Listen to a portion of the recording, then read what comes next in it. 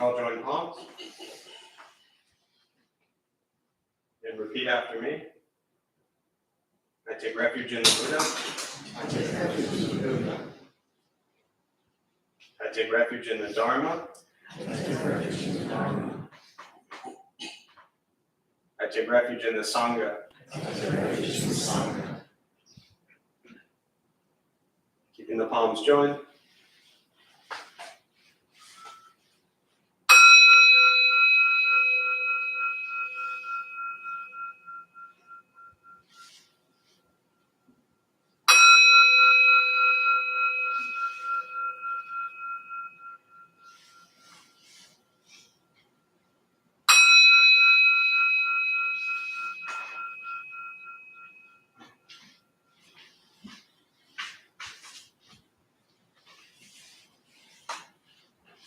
Put the palms down.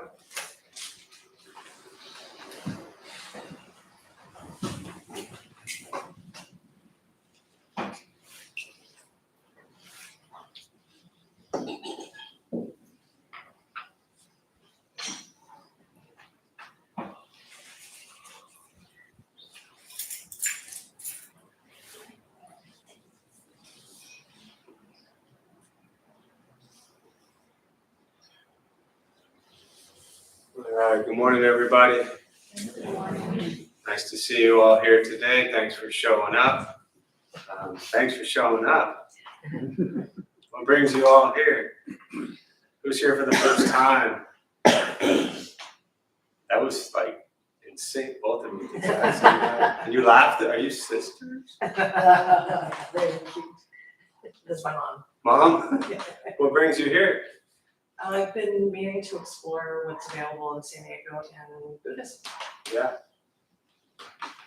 Why? She raised me pretty much Buddhist. Yeah. But there's so much I need to learn. Yeah. Me too. It's like the more you're doing this, the longer you're at this, the harder it gets, I'm telling you. So you have that to look forward to. Yeah. And you, what brings you here?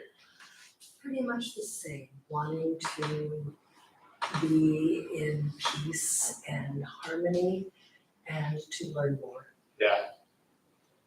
That sums it up. We don't do brochures, but if we did, that would probably be it, you know? Yeah. Anyone else here? Well, welcome. Anyone else here for the first time? Who's here that keeps coming back, and why? Why show up?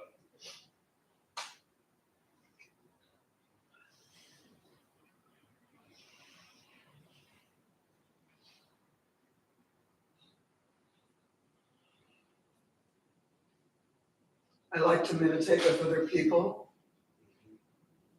And they're very nice people too. You think? Yeah. Most of them. I can vouch for about 80% of them. The 20% I'm not sure about. But we let them in anyway. So what else? Why show up? Yeah. I'm here to ease the pain and suffering, understanding all this mental chatter that's continuously going on. Yeah. Ease your pain and suffering and deal with the mental chatter that's always going on. Who causes your pain and suffering? Myself. Yourself. Right on. Step one. You have graduated to the advanced class. Very often if you are newer to Buddhism, we might think that there's something outside of us that's going to kind of save us, fix us, heal us, help us, make us feel better. And what we're really doing is looking at Buddhist teachings, but figuring out how to bring that into our life. So his teachings, which are brilliant, as are most other religious leaders, are just, at this point, words on paper or words that we hear people share. And so they're very external to us. And often people can get lost in kind of the uniqueness and the cool facade, I like to call it, of Buddhism. But when you begin to really look at what was taught and then integrate it into your life, that's where you start to see changes. But that's why I say it gets harder as you go, because the more stuff you learn, the more you're like, I'm just so close, I almost went an hour with being nice to everybody, and then it's just gone. You know, you're like, all right, I got to start over. So, what else? One more when I show up here. I've come for quite a while here, and usually sit in the back, Yeah. and I thought I was meditating, but actually I didn't have my eyes closed, and I'm like head down. So so I figured I actually want to do meditation today with eyes open, focus. Yeah, I appreciate you pointing that out, and you've probably heard me, hear about it while you were like Bodhidharma burning holes in the ground with the piercing eyes, I'm sure, and definitely not sleeping, I'm sure. But I've talked about that a little more recently than normal, but that idea that meditation isn't just kind of sitting there, closing your eyes and tuning out. Meditation is about waking up to what is present. And what is present is very often discomfort, angst, dissatisfaction. What also is very often present is happiness and joy and, feeling good. But whatever emotions are present, they're always changing. And so the practice is to just become aware of them as they arise. And, we do that by staying awake and not closing our eyes and kind of checking out. Often people, hear people say a lot with the college kids, but there could be an airplane or some loud noise during meditation, and often people will say, like, I didn't even hear that. I was in such a deep meditative state, and that typically means what? You were asleep, and nothing wrong with sleep. But as I always say, we didn't come all this way and pay all this money to go to sleep. We could have just stayed home and done that. So we do want to practice just kind of waking up to present moment. And if you do find yourself kind of nodding off during meditation, really the Zen practice, which I don't share specifically, even though it is my personal practice, but that practice is with your eyes open. So if you do find yourself kind of nodding off and really, kind of getting lost in some la la land or some story or whatever you're creating in your head, just pick a spot on the ground. If you're in a chair, it'll be probably a chair in front of you. If you're in the front row, it'll be a spot maybe a foot or two in front of you. And if you find yourself nodding off, then just kind of open your eyes and gently gaze down about a foot or 2 feet in front of you. So with that, we'll start a meditation. I always appreciate you sharing. It's always good to reflect on, for new people or those who are always here, just to reflect on why you're here. And for those who are joining virtually, welcome. Thanks for showing up. There's a chat box, as you see on your screen somewhere. Feel free to say hello. All right, so a couple things to tell you before we begin. Nothing's going to happen to you. You're not going to float away, right? You're not going to have any mystical, magical experiences. The mind that races all day long is not going to shut off. Don't judge your practice when you don't ask yourself, is this working or not working? Are you doing it right or wrong? We're just going to sit, we're going to breathe. You'll hear sounds inside, sounds outside. This is life. Life is filled with chaos. And this practice is learning to get quiet and still within all of the chaos. Posture, you want to be comfortable however you're seated. If you are on a cushion, it often helps side to the front third, pushing the stomach forward, relaxing the shoulders. Same thing if you're on a chair, bench, or whatever you're sitting in. Just trying to sit up straight if possible. Hands are on the knees or lap, whatever's comfortable. If you need to move, simply move. Movement doesn't make you a bad meditator, just means you need to move. I will guide us as we begin, and we'll settle into a little bit of silence. Most important, do not expect anything. We're just going to sit and breathe.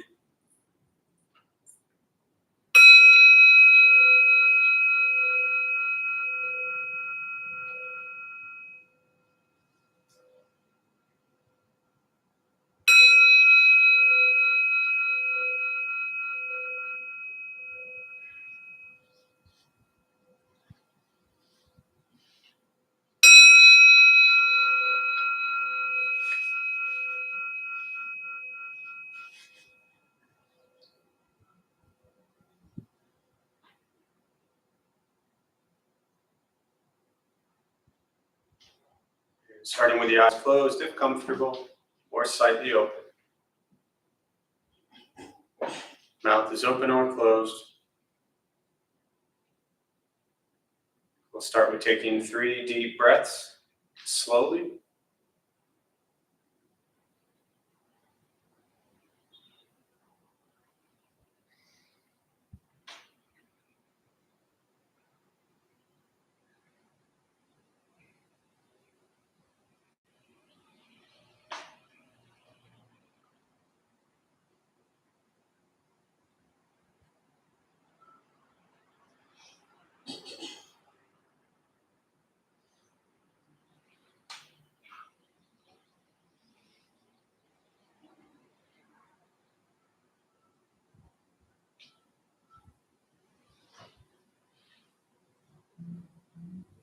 eventually, settle into a natural rhythm of the breath.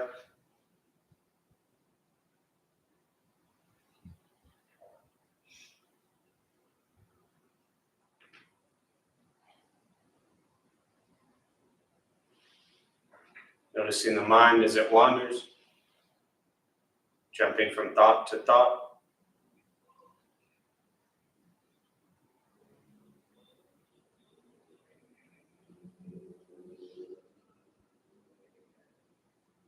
Start with gently guiding the attention, focus to the stomach or chest.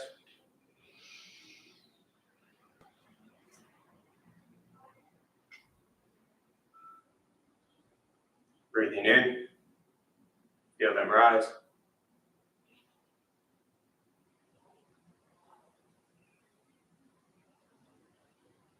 Breathing out, they fall.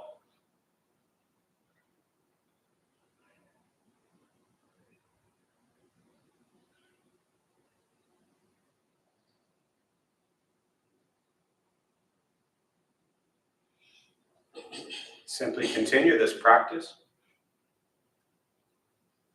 observing sensation of breath.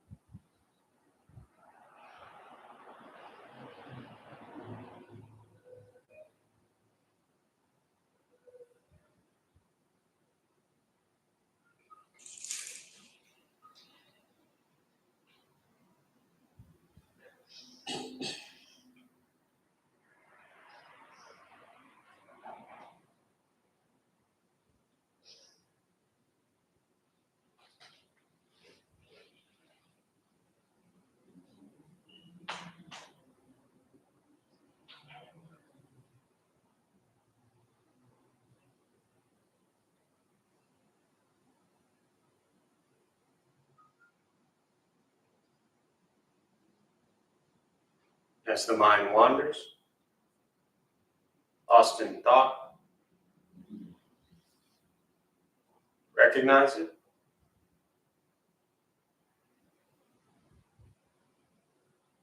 Release that thought. Return attention, focus to the breath.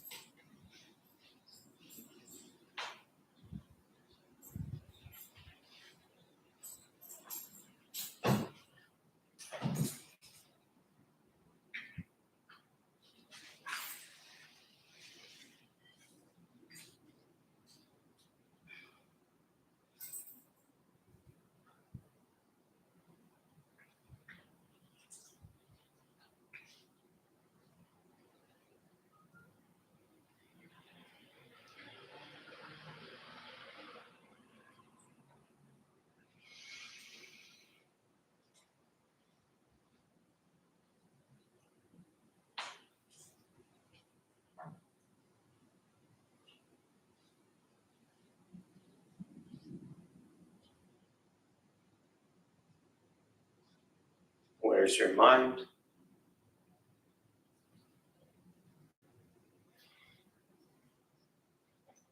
Return to breath.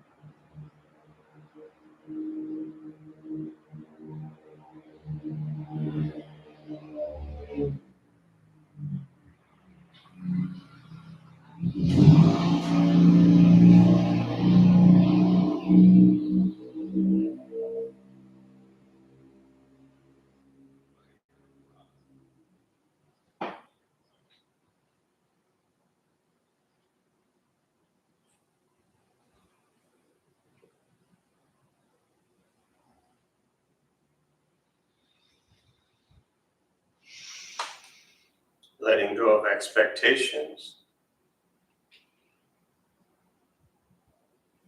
Letting go of judgments from the practice. Just sitting. Breathing.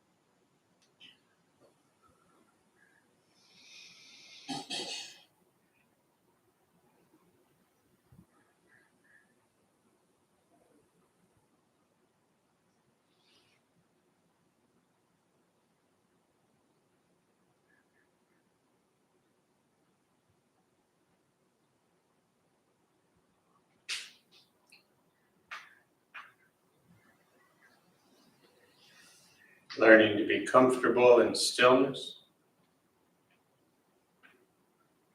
in quiet,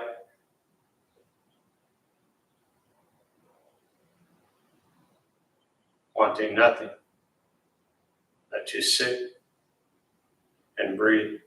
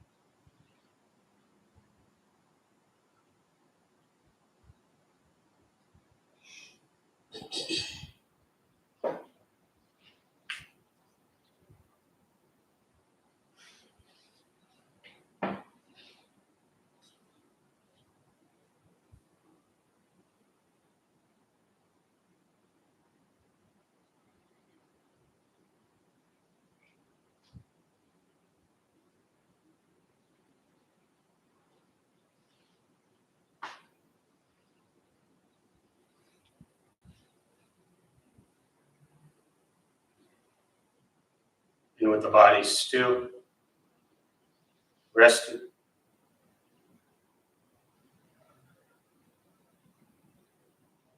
and the speech quiet, aware of all sounds,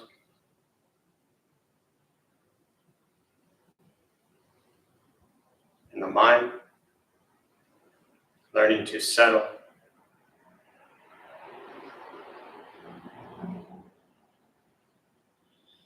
Know what it's like to just sit and breathe.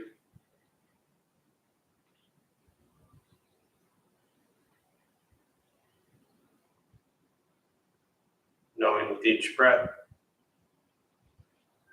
there's nothing else to do.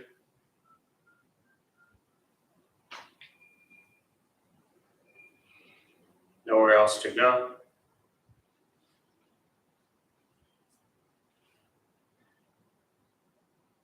And no one else to be.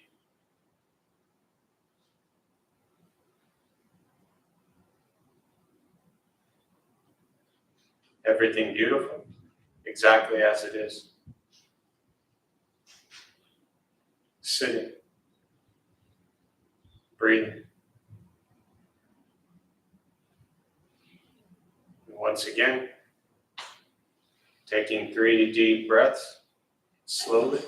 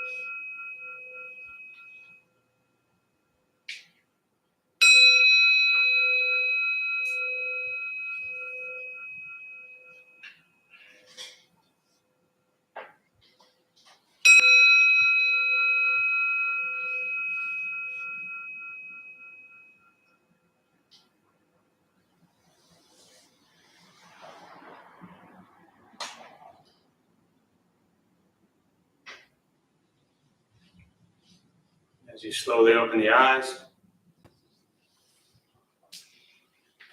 Slowly beginning to move. And most important, with the practice of meditation, is to recognize how you feel now, immediately after.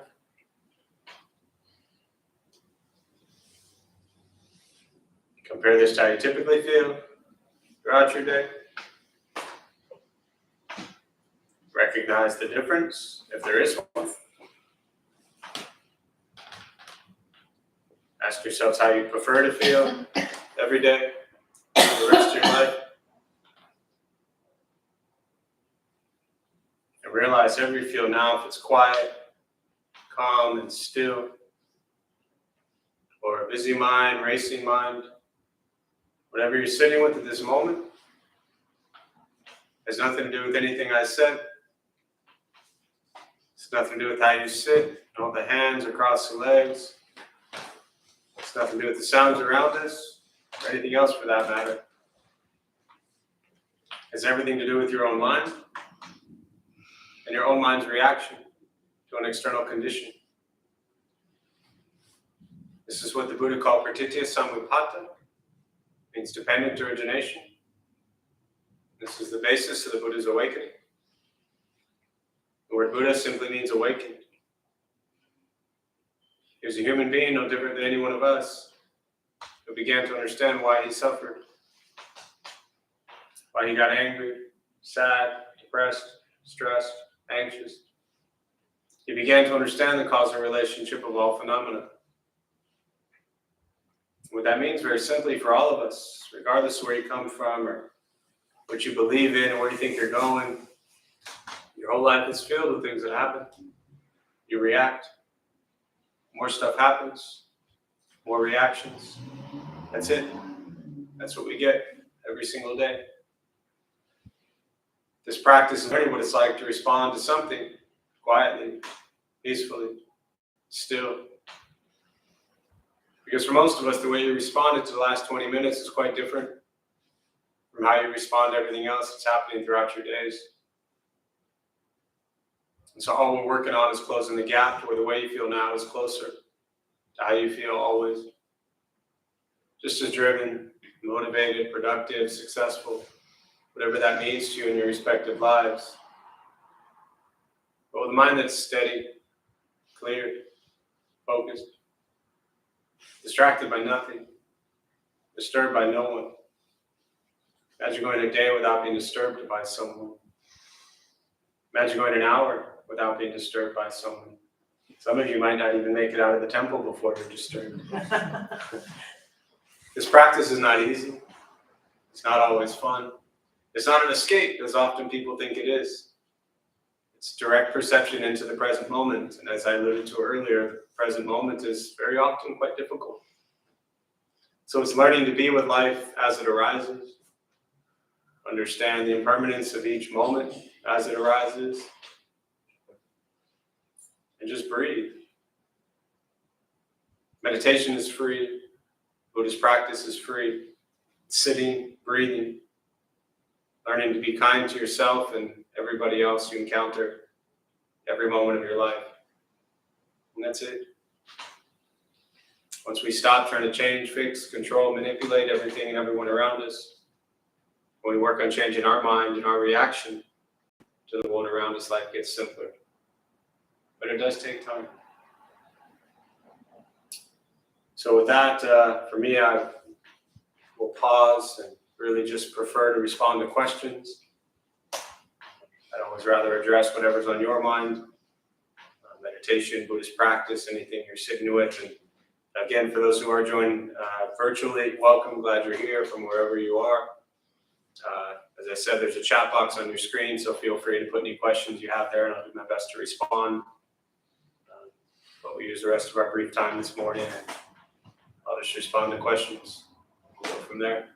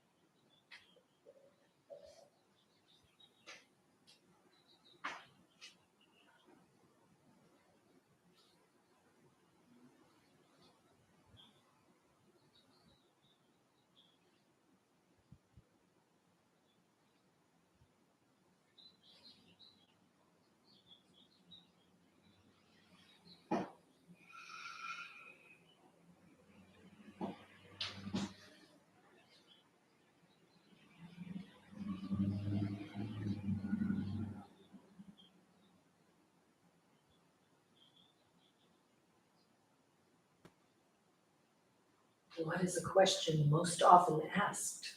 That's the best question ever. And the first time that question has ever been asked. I've been doing this a long time. The question was, what is the most common question or most often question asked, right? What is a question most often asked? Thank you. What is a question that is most often asked? So many. I would say one of the questions that's most often asked, especially for people who may be newer to this, is Buddhism a religion or a philosophy? Everybody gets stuck on that for some reason. I mean, I have a pretty good idea of what the reasons are. I've heard that question for 20 years. But that's the question that's most often asked. And how do you answer? I didn't know if you wanted that. You're great. What's your name? Jody. Jody, I'm Jeff. Nice to Hi, meet you. Jeff. And your name? Evie. Evie, nice to meet you both. I typically pick on the new people, but this is just too easy. And I have to say this before I forget. So, and then I'll probably come back to the question. But I had this, and it took a couple minutes into meditation where I stopped doing this scene in my head. I often share way too much. But you seen Forrest Gump?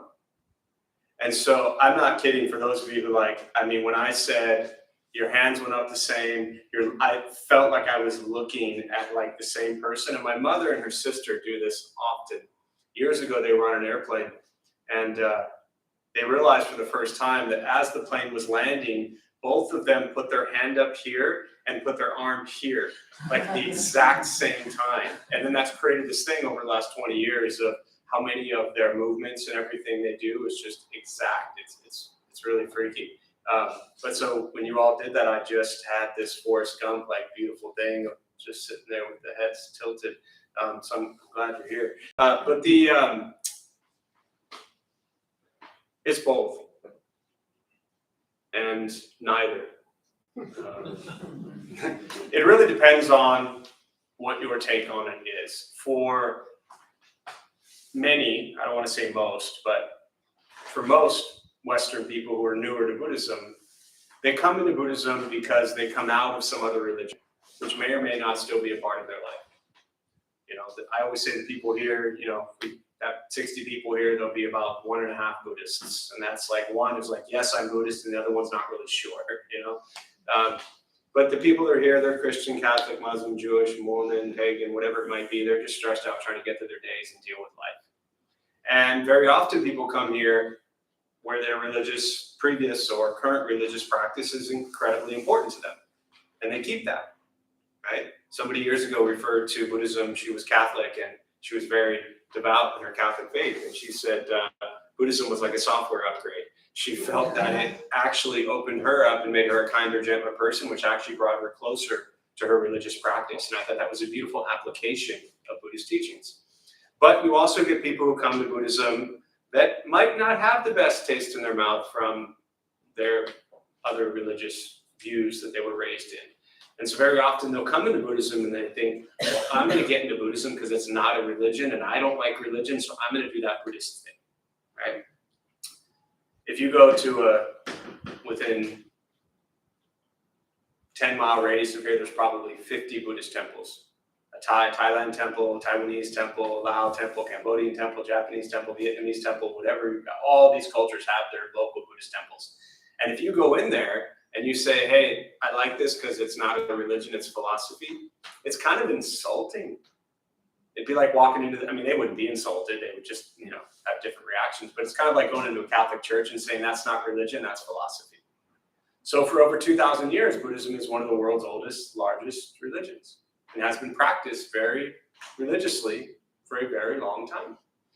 Devout faith in various religious schools, tons of ritual to where you could go to any one of the temples I mentioned and you would feel like you're at a Catholic church or a Jewish temple or whatever it might be with all the ritual. So that all exists. We started Dharma Bums to kind of strip that away and get to the core of the teachings, but it doesn't mean that stuff doesn't exist. The flip side is by definition, at least by the Webster, whoever Webster is who wrote this dictionary thing that we tend to follow, they say that religion is having a belief in a higher power or God. And Buddhism doesn't have that. Buddha was asked 14 questions very clearly that he wouldn't answer. And one of them was, should we believe in gods and goddesses? Now, at that time, the Buddha was Hindu. So the country, they all, for the most part, believed in Hindu gods and goddesses. And he said, look, I'm just a dude. I mean, he probably didn't use the word dude, but whatever word he put there. He said, if you believe in gods and goddesses, you do. If you don't, you don't. But I'm just here to teach you how to live a kind, gentle, simple way of life. So from that regard, it very much is practiced more as a philosophy and a way of life. And I'd say most Western people who get into Buddhism, they're not looking to be Buddhist. You know, I always say you don't come here Buddhist, and we're not trying to make you Buddhist. You don't leave Buddhist. But hopefully you leave knowing a little bit more about yourself and can learn to be kinder and gentler. So, yeah, both and none of the above. Thank you. Yeah, you're welcome. What else? Questions, meditation, Buddhist practice? Anything you're sitting with? I tried meditating with my eyes open. Yeah. I was looking into the elephant's eye, and I just wondering what that elephant is. Yeah. about, and those three. Yeah. So this elephant here and the entire statue is what's called a bodhisattva. Bodhisattvas in Buddhism literally translates to enlightened being, almost like an angel or something like that. But the bodhisattva vow is to be reborn life after life to liberate all sentient beings from suffering. So in essence, they are here, they are there to help everybody. And this specific bodhisattva is Samantabhadra, and he represents great diligence, great effort, great practice. The 6 tusks on the elephant represent what's called the 6 paramitas. Paramita loosely translates to perfection, but these are the practices in the Bodhisattva school, Mahayana school of Buddhism. And they are generosity, morality, patience, diligence, concentration, and wisdom. So the entire practice of the Bodhisattva Samantabhadra is to be generous, right? Morality, patience, diligence, concentration, and wisdom. And the elephant tends to represent Bodhisattva for the tremendous amount of effort that elephants put into the creation of certain cultures and certain spaces, historically throughout Asia, for the work that they have done around land and things like that. So they're seen as very hardworking, very diligent, strong effort animals. So that's Samantabhadra. Holding the lotus, the flowers, and the flowers often represent the mind. There's an expression, Thich Nhat Hanh, really famous, around this, but I don't know that he's the first to have ever said it, but no mud, no lotus. I don't know if you ever heard that. But the general idea is that our mind, no offense to any of you, pure-minded, enlightened beings in the room, but our mind is often in the mud. And with the practice, just like the lotus flower comes out of the mud, with practice blossoms a beautiful flower. So our mind is often in the mud. With the practice of, these paramitas and everything else we learn in Buddhism, our mind too can blossom like the lotus flower and be beautiful, just like the lotus flower. But we have to learn to be with it in the mud a little bit and understand what that's like. This one over here is Manjushri. Manjushri is considered the bodhisattva of wisdom. So in case next week you sit over there and you stare at Manjushri, now you'll know who you're staring at. What I love about, endless things about Manjushri. Also, just for reference, so that right there, that tanka, the first one closest to you, that's a Tibetan style. This is more of a Taiwanese style up here. That's a Tibetan style where you see the sword, same Manjushri. The sword is called the sword of wisdom. So the wisdom is what we use, the second noble truth, the cause of suffering, greed, anger, and ignorance, right? The wisdom is called the wisdom sword that cuts through all of our ignorance, all of our delusions, all of our attachments, all of our cravings. With that wisdom, we cut through it. Now, the reason Manjushri's on the lion is, you ever been in a cage with a lion, like wild lion? One of these days, somebody's going to say yes. Anyone in this room? Almost. Almost? We've had a mountain lion, yeah. That's pretty close. It purred. It purred. I'm not surprised with you two. Yeah. plan was to go in the cage, Okay. but it turned out she was in heat and the male was pacing. And so our friend said, no, not today. Yeah. Oh, and by the way, he's gonna once where it was a rescue Okay. place. Oh, yes. That was not, Yeah, not in prison. and it wasn't normally like you would touch them. Yeah. Very cool. Well, you're the closest to answer yes to that question. So Manjushri sits on the lion that, again, it's like the mind that is this crazy lion. And the idea of this crazy lion, but with the practice of wisdom, Manjushri tames the lion just like this cute, playful little lion that doesn't look like the lion would harm anyone like that. So with practice, our mind can also be tamed with wisdom. And then the large one in the middle is Kuan Yin Bodhisattva. Her name means hearer of the world's cries. The Dalai Lama is the literal rebirth of the Bodhisattva Kuan Yin. She hears all the suffering in the world and then pours out compassion to heal. So endless body of compassion. So you have compassion, great effort, great diligence, and great wisdom. That's all you need. Can you talk about the skeletal? Yeah, so that's the emaciated Buddha. Now, the brief story of the Buddha is that when he was born as a prince, 29 years old, sheltered, lived his whole life, father was a king, they sheltered him, they didn't want him to see anything get old or get sick or die because they knew he had a great heart. And they felt that if he saw pain and suffering, he wouldn't want to be a king and he wouldn't want to rule the land.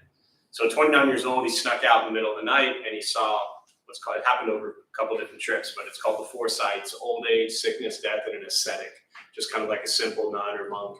And he went to his buddy Chana and he said, hey, what's with this old age, sickness, and death? Do we all get old? Do we all get sick? Do we all die? And Chana said, yes, my lord, it happens to all of us. And then he saw the ascetic living this simple life. And he said, well, I don't feel right living a life of wealth and riches and all the, everything you can imagine when there's a world out there that's suffering.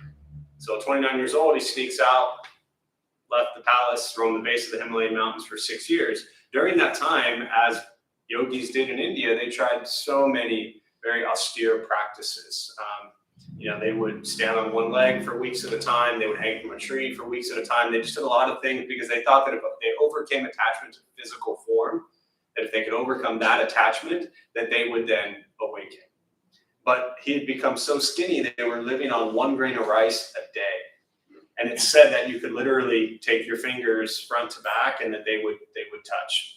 So he came to a riverbed and someone had offered him some food. And his buddies were like, no, we don't eat.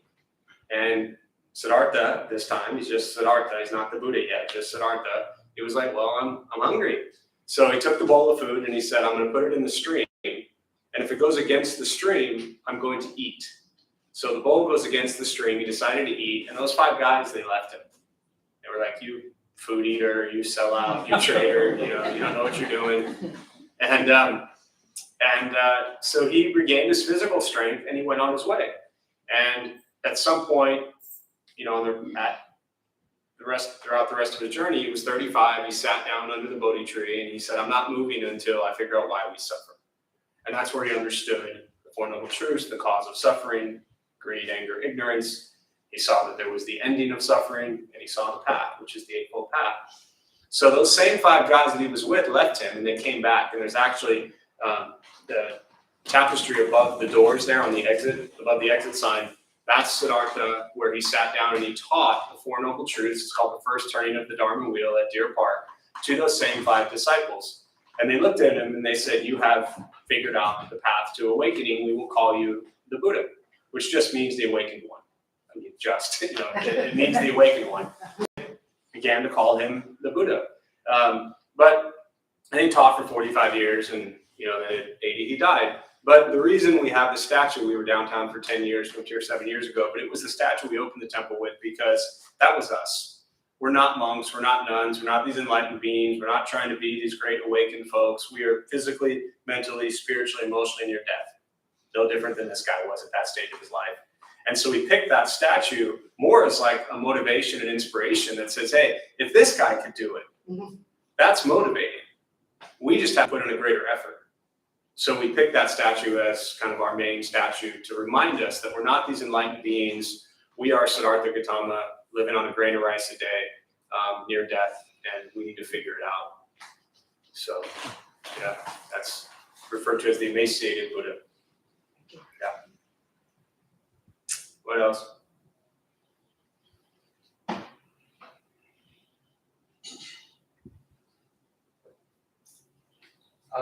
Not so much, I was just gonna share similar to her comment, right? Sometimes I'll stare at the lion, understanding it's like representation. Sometimes it's more antagonistic, but like, I see you, mine, like, I'm gonna king you. Today is a bit more chill, so Yeah, we're just hanging out and he's nice. So you're using the angry mind to see the angry mind? I feel like it's kind of something tangible to look at where I'm looking at the mind. Yeah. Just debating if I want to mess with you or leave it at that. How you feeling today? You in a good mood or bad mood? I'd like to say All right. Any other questions? Yeah. Why is it easier to sit here for 20 minutes quietly, ignoring all these people around me, than it is to sit for 5 minutes at home? Totally. Man, if I had the answer to that question, Jonathan, I think really everybody could chime in and share their reasons. But there's a couple key factors that I think come into play here.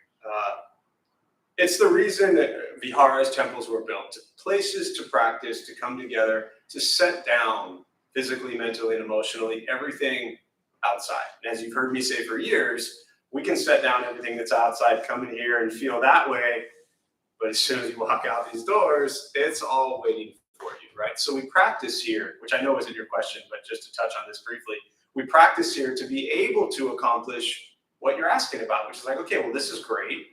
But if I'm here once or twice a week for an hour here or there, what about the other 5-6 days a week and 23 hours of my life? It's a mess. Initially, and everybody's at different places and different stages with this, some of it is just logistical, right? There's no TV in front of you to turn on. Your phone, you've probably been relatively aware of the fact because most people freak out if their phone rang during meditation. So everyone's like, oh no, turn my phone off, right? And then it rings and the person goes into panic mode as if they've ruined every meditation. Honestly, I love when a phone rings during meditation because all it did was just wake somebody up, so it's great. But logistically, the TV's not right there. The phone, you're aware of it, you set it down. You probably didn't sit there on social media for 20 minutes, right? The fridge isn't right in front of you. You can get up and grab something. Everybody that's here came here with this general same intention to do a meditation and learn about this stuff. So all of those logistical factors come into play. You have prepared yourself mentally and emotionally to be here with this setting. Now, when we go into our homes, whether there's people there or not, or whether we're at work and there's people there or not, whether we're in our car in traffic or whatever it is, our minds are not setting the same expectations. And you know me, I'm always talking about never set expectations, but you have some expectation coming here where you're like, okay, it's going to be quiet and peaceful. We didn't get to listen to the dog being showered and bathed today like we did last week, so it might have been extra peaceful for those people all of us who got to listen to that last week. So there are some just practical things going on. And then emotionally, when we come into places like this, we tend to just kind of open a bit, right? So many people in here, you're all strangers to each other, many of you. But I've never seen, maybe a couple times in all these years, but everybody's pretty nice to each other in here. You know who cut you off on the freeway this morning? These people. You know who screamed at you while you were taking a customer service call? These people, right? You know who's like taking too long in the grocery store in front of you? These people. So our mind, mentally and emotionally, has created a story around what this environment is like. And that plays into all of that. So the reality is we're probably not going to create that same story in all those examples I gave out there. So the practice is to just create no story, ultimately. And when you're at home, you're just at home and it's loud and there's distractions and there's bills to pay and there's whatever it might be, and you're at work and people are annoyed. It's the same. The people that annoy you at work are the people here, but you're okay with them here during this hour.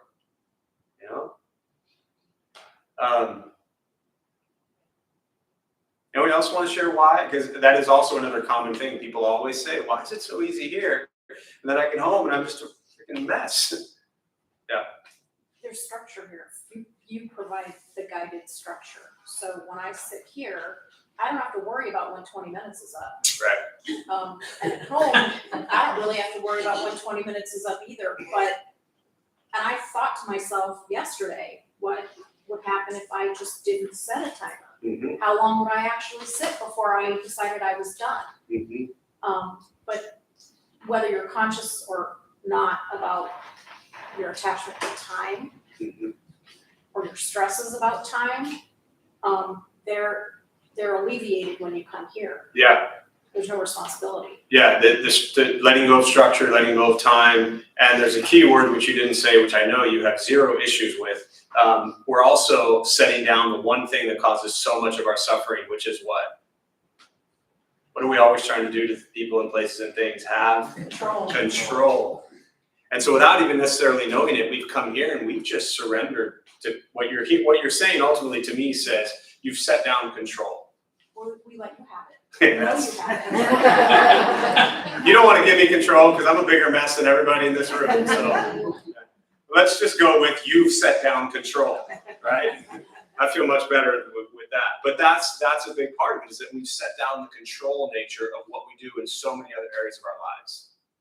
And we're often afraid in so many other areas of our lives. What else? Why? Yeah. So for me, the first time that I came here, I could feel I don't want to say the peer pressure, but more like peer energy. Yeah. Because everybody else is also meditating. And then as I've accumulated more days in here, then I just developed this habit energy. And it's just so much easier to practice here because of those two factors for me. Definitely. Yeah, I think there is definitely, like you said, it's not like that peer pressure, but there definitely is that going on. Like, well, everybody else is doing it, so, might as well do it. And then we create those habits, which carries forward. What else? Why for anybody else? Yeah, go ahead. I'm always amazed that we're so similar. And listening to people talk, I don't often realize how anxious people are because I'm anxious and I don't give other people the right to be anxious. So when I hear that the struggles that we have, the sufferings that we have are very, very common and more common, and it's a bond almost. It opens you up to see that you're not so different from other people. Misery loves company. But what you talked about right there truly is what is I think, when we talk about cultivating compassion. Many of you come here and you speak a lot. Many of you come here and are silent. I've been sitting with people for 10 years probably, and I've never heard them say a word, and I don't know who they are, and I don't know anything about them. I don't even know their name, and that's beautiful. But what happens is in spaces like this, and it can be anywhere, but when we see and hear and feel how similar we all are, as you said, when we leave places like this, we know that all the strangers out there are no different than the potential strangers in here. So it becomes easier, in theory, to have compassion for them, just like we're having compassion for the people in this room. Just because they don't go to a meditation Buddhist thing Saturday at 11 o'clock doesn't mean they don't deserve your compassion and understanding, because you know the suffering that they're in. So, yeah, Eric, and then Chuck, go ahead. Yeah, I was going to second it. I think we're social creatures, so it's like a group dynamic. And also kind of pressure not to check your phone. Yeah. Whatever your habits are. And then in terms of, so it's a very different feel like if you came into here and meditated by yourself versus like a group. Yeah, for sure. And then also I like what you said about this class in particular, like the Q&A. It's kind of evidence that that like the struggles in my mind are very common and Yep. maybe ridiculous. Yeah, for sure. So yeah, it gives a better understanding of just like what everybody's dealing with to some extent. Yeah, thanks, Jeff. What I found very interesting, I haven't done it much because I live pretty far away. I came here a couple times for the 8 o'clock open meditation at the place. And it was so nice. The place just has this calmness about it that is separate from everything else. And just sitting there at that time, it was easy to meditate. It was easy just to be here without anybody. Yeah, don't take this the wrong way, but I love when there's nobody here. That 8 a.m., like you said, there's usually anywhere from 1 to 5 or 6 people Monday through Friday, 8:30, and so nice. it's as silent as it is now. You know, we can thank Emmanuel Swedenborg and the Swedenborgian congregation for building this place 96 years ago. You know, they created it. I think for me, the part is honestly you, Jeff, as well. I think you'll have a calming, passionate energy. And I think that permeates the leading the meditation. So I think for me, it's much easier here. And I think that's a big part of why I'm coming back. So. Thank you. I appreciate it. And for somebody to refer to me as calm is just proof that this stuff works. So just keep at it. Yeah. I've been annoyed by you.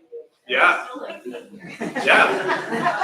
So, no, I'm serious. I mean, I know you are. I've actually like been annoyed by you, observed it, said, okay. Yeah. I'm still here. Yeah. I didn't get up and storm out. I just observed it. I don't know, maybe that's progress. Yeah, I mean, if I haven't annoyed all of you at least once or pissed you off a few times, then I'm not doing my job, you know? I really believe, and I mean that in all seriousness, like I think that there are many different ways to lead this practice. And if 100 people lead Buddhist stuff, they're gonna lead you 100 different ways. And some of the people, they're gonna hug you and make you feel good and pat you on the back and tell you everything's okay and it's gonna be right and blah, blah, blah, and you're wonderful. And that's just not me.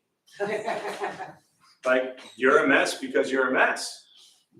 And you gotta figure that out because everybody else is suffering because of it, you know?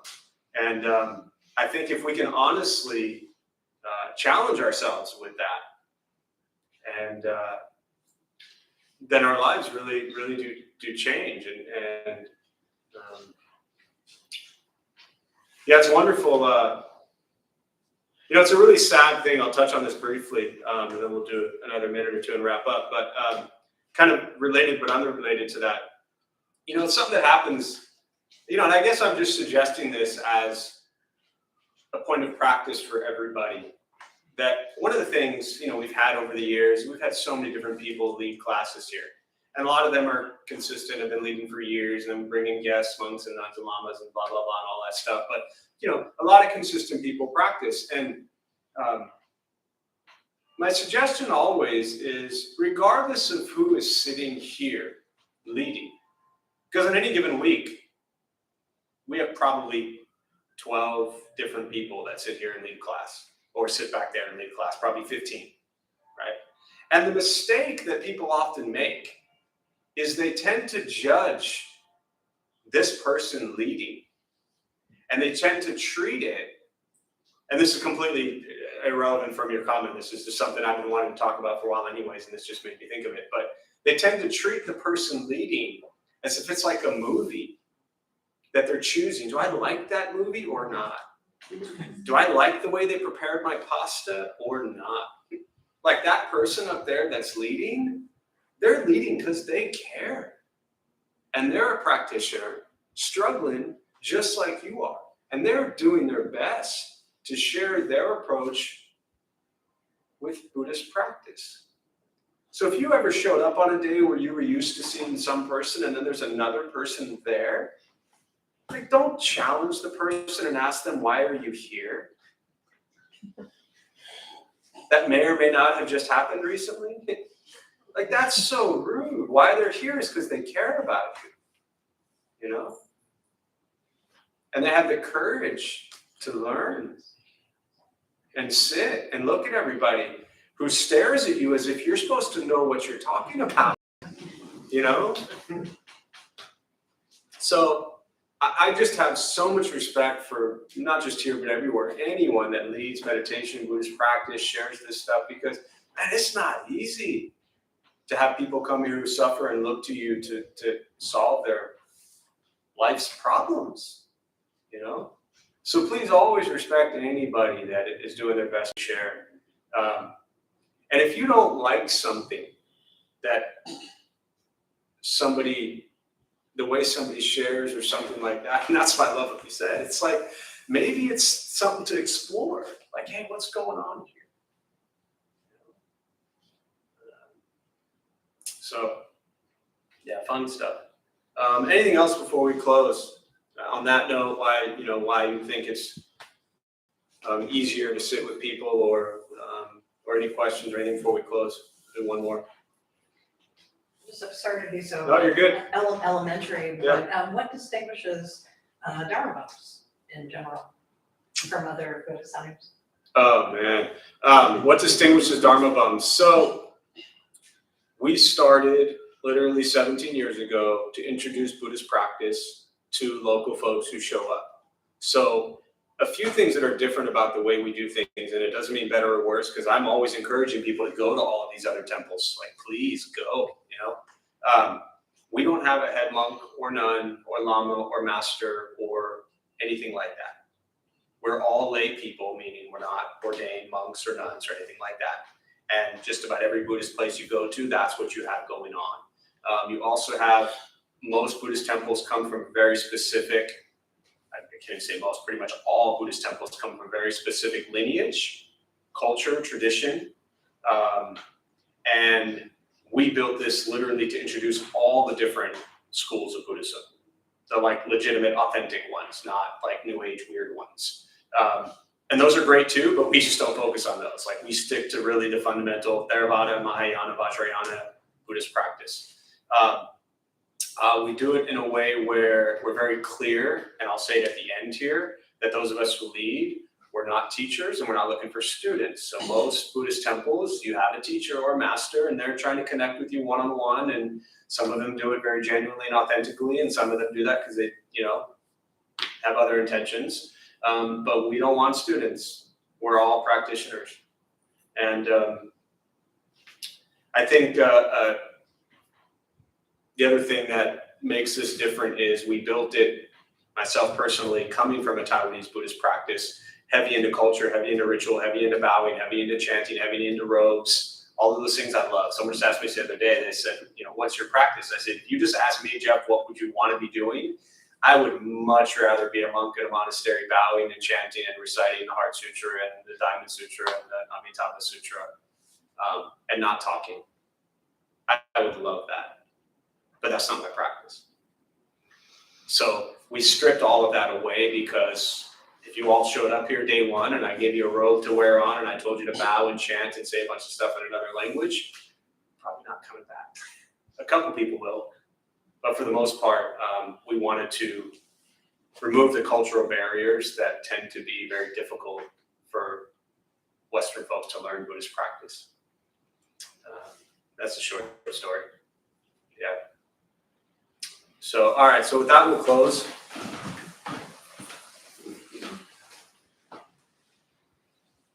Joining palms, may the benefit of this practice be shared with all beings in all directions.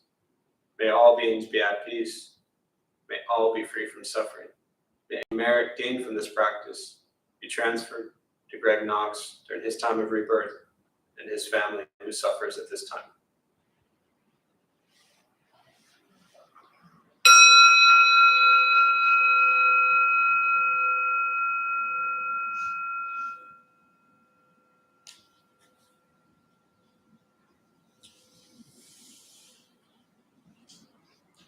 right, so a few quick announcements before you all head out. Thank you for being here. My name is Jeff. I'm a Dharma bum. We opened up this temple 17 years ago to introduce Buddhist practice to local folks. Those of us who lead, as I just mentioned, we're not monks or nuns or gurus or masters. We're not teachers. We're not looking for students. We're just practitioners doing our best to take our understanding and interpretation of Buddhist practice and put it into terms that hopefully make sense to those who show up. Every night we have different practices going on, different Buddhist traditions. We have a food redistribution program. If you really think your life sucks and you can't get out of your own head, come show up Thursday at 5 o'clock and prepare some sandwiches and feed people who sleep on the streets. I still think it's probably one of the best practices we do. When your life is miserable and you feed people sleep on a sidewalk, it tends to put things into perspective. So that's every Thursday at 5. First Saturday of the month, which we just finished downstairs, we have a half day of silence.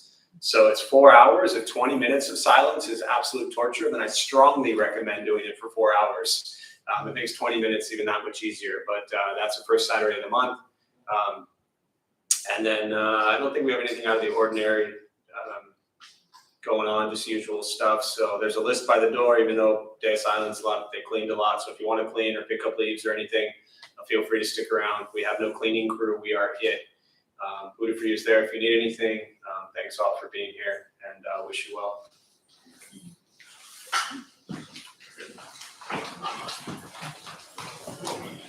Oh, last thing, Wednesday night, we have a new 6-week class. Bob Isaacson is a beautiful insight meditation guy, and he's going to lead